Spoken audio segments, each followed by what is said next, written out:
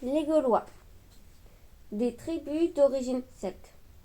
Sais-tu d'où viennent nos ancêtres les Gaulois, que l'on dit irréductibles? Ce sont des Celtes, installés à l'origine près du Danube, dans l'est de l'Europe.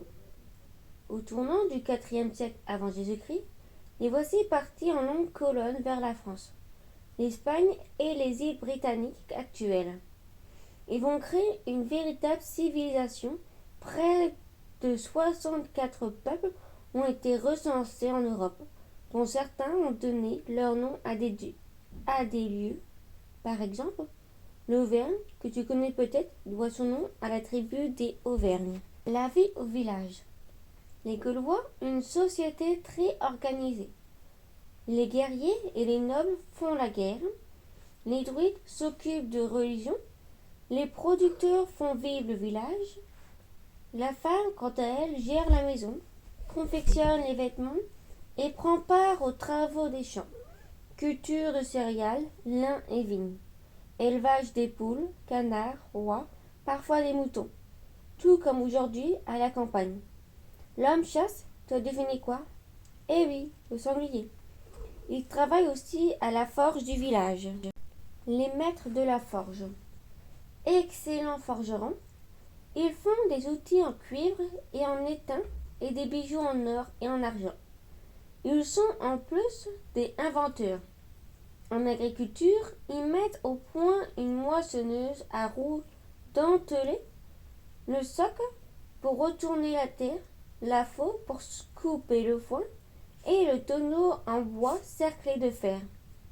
Des objets que tu connais bien aujourd'hui viennent directement de leur civilisation. Le matelas en laine, le rasoir, le savon et bien entendu le pantalon qu'on appelle à cette époque des brèves. L'art de bien commercer. Les Gaulois inventent aussi toutes sortes de chariots et de charrettes qui leur permettent de voyager et de commercer très loin de chez eux. On a retrouvé ainsi dans l'atome gaulois de Vix, Côte d'Or, des objets venant de Grèce. La monnaie de bronze, d'or et d'argent va faciliter les échanges commerciaux, notamment avec les Romains lorsqu'ils sont en période de paix. Les Gaulois vendent alors de la charcuterie et achètent du vin italien dont ils raffolent, à boire avec modération même à cette époque-là. Les guerriers et leurs armes. Souviens-toi, dans la société gauloise, on a les artisans, les paysans et les éleveurs. Et puis, il y a les guerriers et les nobles qui sont formés à la guerre depuis l'enfance. Ils ont des chevaux combattant en char, sont armés d'épées et de lances, protégés d'une cotte de mailles, d'un casque en bronze, d'un bouclier et de jambières. Pour les aider, ils font appel aux hommes du peuple qui combattent à pied. Ils sont, quant à eux, armés d'une simple hache et d'un casque en fer. Les voilà prêts pour la bataille.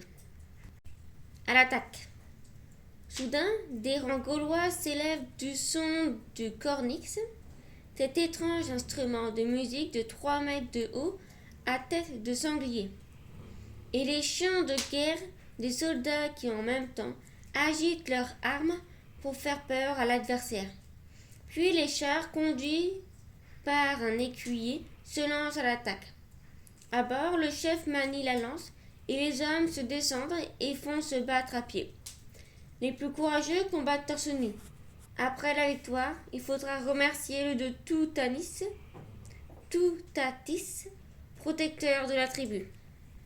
La puissance des druides. Enfin, voici les groupes des druides dont le rôle est très important dans la société gauloise, puisqu'ils sont les seuls à connaître l'écriture. Ce sont de véritables prêtres, mais ils sont aussi conseillers politiques, juges et ambassadeurs.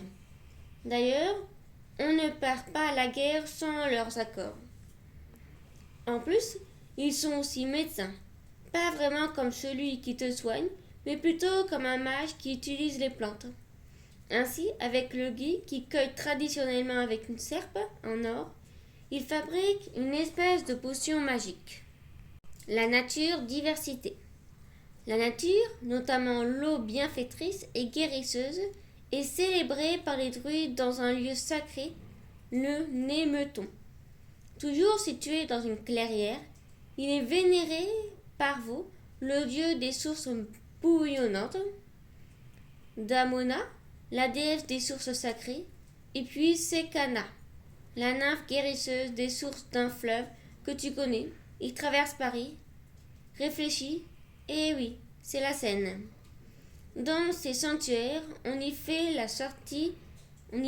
la sortie des troupeaux au printemps ou le solstice d'été par de grands repas, des jeux rituels et des concours de poésie.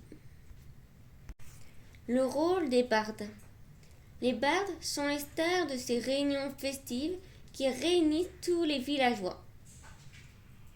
Ils récitent des poèmes, racontent des histoires merveilleuses, chantent et jouent de la musique. De la syrinx, flûte, de la bolka, binou, de la crota, harpe, des tabolos, tambourins, clochettes et grimbardes, toujours utilisés aujourd'hui par un certain nombre de groupes folkloriques bretons. Quelques-unes de ces fêtes ont été conservées dans notre calendrier, comme Imbolc, devenu la Chandeleur, que l'on fête désormais le 2 février. Tu sais, le jour où l'on fait sauter les crêpes. La civilisation gallo-romaine. Ainsi vivaient les Gaulois lorsqu'en l'an 58 avant Jésus-Christ, un général romain nommé Jules César attaque la Gaule. Le nom que les Romains ont donné à notre pays. Il met 7 ans à conquérir le territoire, malgré la résistance héroïque du grand chef des Arvernes vers Saint-Gétorix. Puis il écrit un gros livre sur les Gaulois, grâce auquel on peut connaître la vie de nos ancêtres. Les révoltes contre les Romains se succèdent jusqu'en 70 après Jésus-Christ, date à laquelle toutes les tribus gauloises choisissent d'accepter les Romains, créant une nouvelle civilisation gallo-romaine. Les dieux. Lugh, le père de la création protecteur des arts. Borvo, le dieu des sources bouillonnantes. Belisama, la très brillante déesse du feu, patronne des forgerons. Taranis, le dieu à la roue, divinité du ciel, de la foudre et du tonnerre. Toutatis, le père du peuple, protecteur de la tribu. Gernunos, le dieu cornu, au bois de serre, divinité de la richesse et de la fécondité. Les portraits. Bronos, vers le IVe siècle avant Jésus-Christ, issu de la tribu gauloise des Senons. Du côté de Sens, dans l'Yonne, le jeune chef inflige une terrible défaite aux Romains le 10 juillet 390 avant Jésus-Christ, puis met à sac la ville de Rome avant de repartir dans son pays. Ambiorix, vers le 1er siècle avant Jésus-Christ. Chef des Éburions, un peuple gaulois établi dans le Nord, il réussit à battre les légions romaines de César en 54 avant Jésus-Christ. Il devient un héros national de la Belgique. Sa statue se dresse sur la place de la ville belge de Tongres. Vercingétorix, de 80 ans avant Jésus-Christ à 46 avant Jésus-Christ, roi des Avernes, il est devenu un héros car il a réussi à battre Jules César à Gergovie.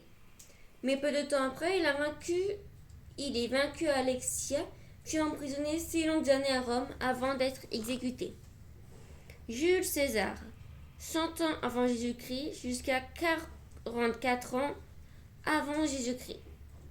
Homme politique, chef de guerre, il repousse les frontières de l'Empire romain. En s'emparant de la Gaule, c'est grâce à lui et son livre sur la guerre des Gaules que l'on connaît la civilisation gauloise que tu viens de découvrir. Fin du livre.